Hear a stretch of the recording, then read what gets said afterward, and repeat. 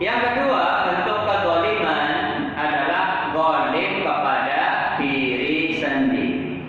Ya. Zalim kepada diri sendiri bentuknya adalah dengan melakukan perbuatan dosa dan maksiat, sama seperti yang pertama. Cuma kalau hakikatnya orang melakukan dosa, melakukan perbuatan maksiat, ya, itu pada hakikatnya mudaratnya, bahayanya itu kembali kepada diri sendiri. Yang rugi itu bukan orang lain, yang rugi itu bukan Allah Subhanahu wa Ta'ala. Seandainya seluruh manusia di atas muka bumi itu kafir, tidak menyembah Allah, Allah itu tidak berkurang kemuliaannya sedikit pun. Ya. Jadi ketika manusia berbuat dosa, maksiat, itu yang rugi diri sendiri, dia zalim kepada dirinya sendiri. Yang ketiga adalah kezaliman kepada sesama makhluk, bisa manusia, bisa juga binatang. Kepada manusia, zalim itu kata para ulama, dan ini berdasarkan hadis Nabi ketika haji wada, haji perpisahan, 3 bulan sebelum Rasulullah meninggal dunia, ada haji wada, haji perpisahan.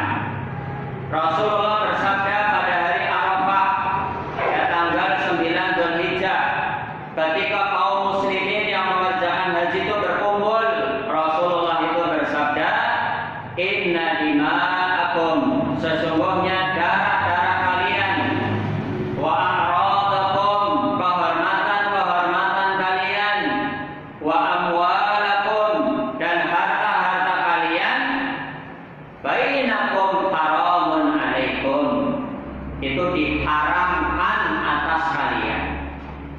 Jadi bentuk kezaliman kepada sesama manusia bentuknya itu 3. 1, dalam masalah darah, dalam masalah fisik, ya, yang paling ringan misalnya fisik, memukul, menampar, menendang, menggampar, apalagi, ya, mencubit atau apa, itu fisik, ya, itu darah. Yang paling besar ya menghilangkan nyawa, membunuh, itu kezaliman berupa darah atau fisik, ya. Yang paling besar berarti apa? Menumpahkan darah, menghilangkan nyawa, membunuh, itu kezaliman. Sampai-sampai dalam Al-Quran itu disebutkan saking besarnya dosa pembunuhan, saking besarnya dosa membunuh, dalam Al-Quran itu disebutkan wa may yaqtul mu'minan muta'ammidan fajaza'uhu jahannam khalidan fiha. Barang siapa yang membunuh seorang mukmin secara sengaja, karena bisa jadi orang membunuh nggak sengaja. Contohnya apa? Di hutan dia nembak burung misalnya, ternyata pelurunya mantul. Di bawah ada tukang arit misalnya, lagi apa? Nyari rumput, atau tukang repek, ya, cari apa? Kayu bakar. Peluru mantul, kenanya ke siapa? Ke tukang arit tadi, mati misalnya. Ini pembunuhan tidak sengaja. Dendanya 100 ekor onta, ya.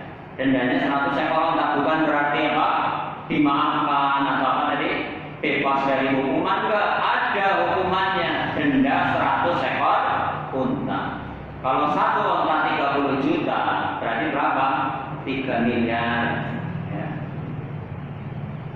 Itu pembunuhan tidak disengaja misalnya, ya. Lagi melintang misalnya, ya, bisa saja orang mati gara-gara apa? Melintang misalnya, ya. Nah, kalau pembunuhan yang sengaja, dalam Al-Quran itu disebutkan barang siapa yang membunuh seorang mukmin secara sengaja, fajaza'uhu jahannam, maka balasannya adalah neraka jahannam khalidan fiha. Kalau secara bahasa khalidan fiha artinya itu kekal selama-lamanya, kekal di dalamnya. Tapi akidah Ahlussunnah orang yang masih punya keimanan, walaupun dia hanya sebesar biji tarah, walaupun hanya sebesar debu, tapi dia beriman, selama dia tidak berbuat syirik, ada harapan masuk surga. Walaupun dia membunuh, ya, walaupun dia membunuh, selama tidak berbuat syirik, maka dia kalau beriman muslim, dia ada harapan masuk surga. Itu akidah Ahlussunnah. Maka bagaimana mengkompromikan, menggabungkan antara dalil Al-Quran tadi mengatakan membunuh secara sengaja seorang mukmin balasannya di neraka jahanam kekal khalidan fiha, dengan apa? Orang kalau tidak berbuat syirik, dia beriman, ada harapan masuk surga. Maka penggabungannya adalah khalidan fiha, itu maknanya adalah dia diazab di neraka dalam waktu yang sangat lama, saking lamanya seolah-olah seperti kekal. Saking lamanya, itu balasan orang yang membunuh seorang mukmin secara sengaja. Nah, kalau yang dibunuh 2 orang, 3 orang, naudzubillah ini tadi. Jadi perkara darah itu bukan perkara yang remeh. Makanya Rasulullah Shallallahu Alaihi Wasallam bersabda, la zawalud dunya, hilangnya dunia seisinya, ahwanu indallah, lebih ringan di sisi Allah, min qatli rajulin muslim. Hilangnya dunia seisinya lebih ringan di sisi Allah Subhanahu Wa Taala dibandingkan matinya seorang muslim, ya, lenyapnya nyawa seorang muslim yang dibunuh secara zalim.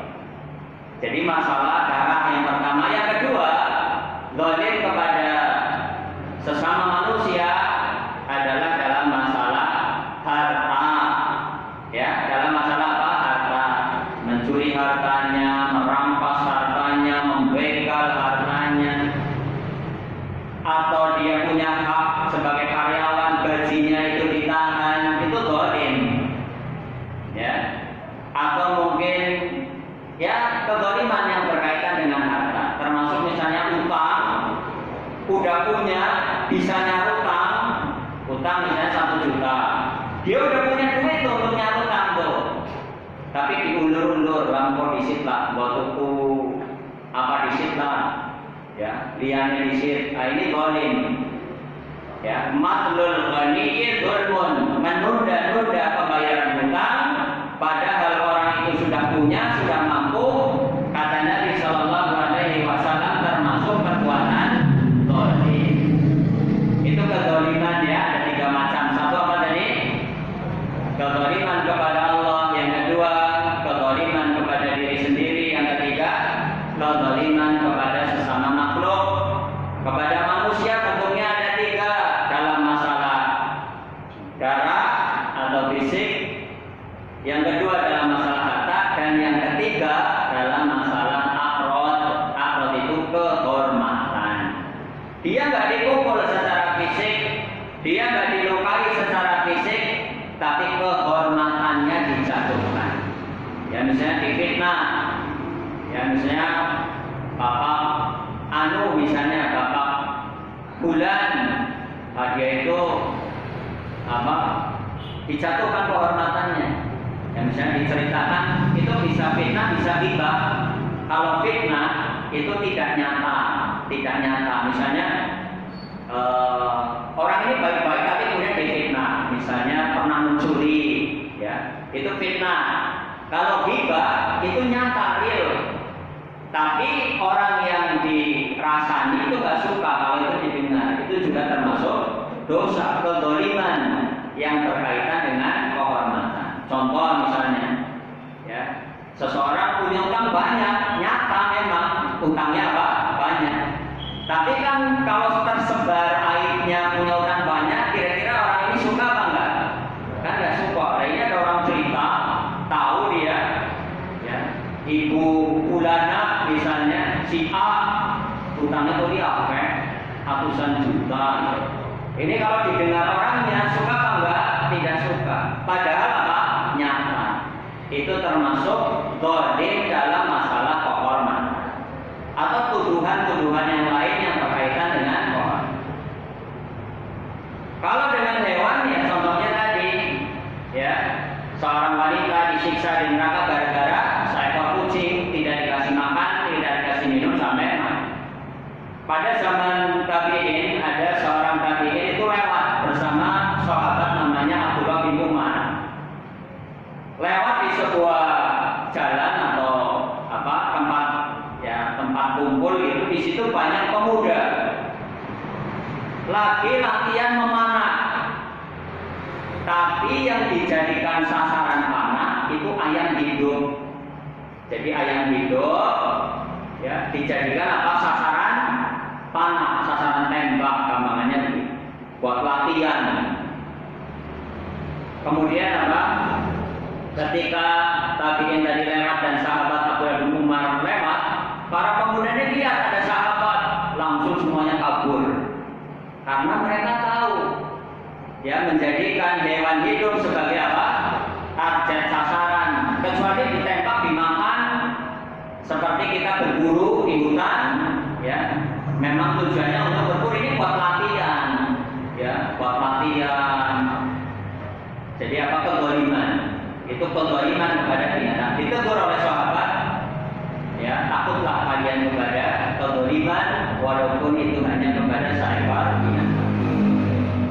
Wallahu ta'ala a'lam wa a'lam bishawab. Ini baru membahas tentang kezaliman. Ini berarti insyaallah pertemuan berikutnya kita akan membahas tentang zulumah, kegelapan pada hari kiamat. Itu maksudnya apa saja?